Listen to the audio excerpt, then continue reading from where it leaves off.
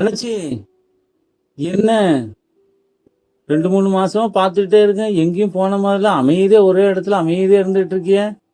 என்னதான் ஆயிட்டு? எங்க ஒண்ணு போன மாதிரி இல்லை. என்ன என்ன என்ன நடக்காவா? ஆண்டவர் இப்பதானே மேல போனாரு. பாதி வழியில திரும்பி வந்துட்டாருன்னா நம்ம எங்க அந்த நேரம் ஆடிக்கிட்டு ஜாடிக்கிட்டு இருந்தா பரலோகம் போக முடியுமா? நான் என்ன சொல்ல, அது அப்பெல்லாம் ஐயா, அது அந்த காலத்துல அப்போ பவுல் காலத்துல எல்லாம் அப்படி நடந்துட்டு இருந்துச்சு. இப்போ ஏசப்பா வரன்னு தான் சொல்றாங்க. ஆனா நீங்க ஏன் சொல்றாங்கன்னு இழுத்துக்கிட்டு போறியா? இந்த கோப்பால கசில் மீன் இழுத்துக்கிட்டு போன மாதிரி அதுதான் உண்மையில அவர் வராரு.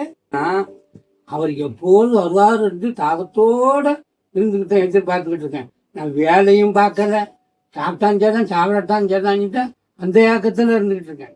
அத்தனை நாள் தான் சாப்பிடாம இருக்கேன். என்னாச்சு? 2 நாள் சாப்பிடாம இருப்பீங்களா? ஒரு 2 நாள் பார்ப்போம். அவர் வரலன்னா அப்புறம் வேலைக்கு போவோம். வேலைக்கு போகும்போது ஏசப்பா வந்துட்டாங்கன்னா கைவிட விட்டுப்போம். தோணிக்கிட்டே தானே இருப்போம் நாங்க. அப்ப வேலை நடக்க போறது இல்ல. வேலை நடக்கும், வேலை செய்துக்கிட்டே தோத்திரம் ஏசுறோம். அப்ப இது ஐயா 3 மாசத்துக்கு முன்னவிட்டே உங்களுக்கு நினைவு வரல? வரலன்னா நம்ம மூளை அப்படிதான் வேலை செய்யும். கோட்டை விட்டாச்சு அண்ணாச்சி, கோட்டை விட்டுட்டீங்களா? என்னம்மா எப்ப பார்த்தாலும் மொபைலையே பாத்துட்டு இருக்கீங்க, என்னதான் பண்ணிட்டு கிடக்கிய நீங்க? ஒருவேளை மொபைலோடி வந்துட்டா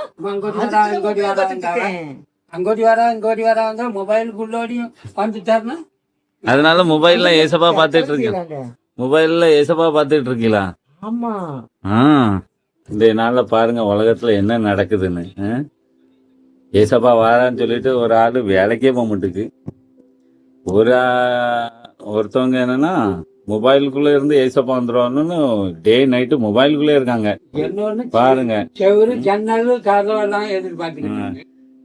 நான் என்ன சொல்றேன்னா, நல்லா வேலை செய்யுங்க, நல்லா ஏசப்பா ஆராதிங்க, நல்லா முன்னேறுங்க. ஏசப்பா வரும்போது பரலோகத்துக்கு போயிடலாம். ஆனா ஆயத்தமா இருங்க.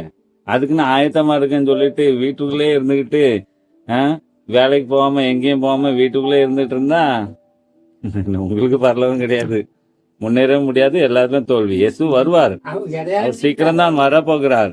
ஆனா நீங்க என்ன, எப்போதும் ஆயத்தமாக இருங்க, வேலைக்கு போங்க, நல்ல வேலைகளை செய்யுங்க. இதை முடிஞ்ச அளவுக்கு ஏசப்பா கொடுத்து மற்றவங்களுக்கு அறிவிங்க.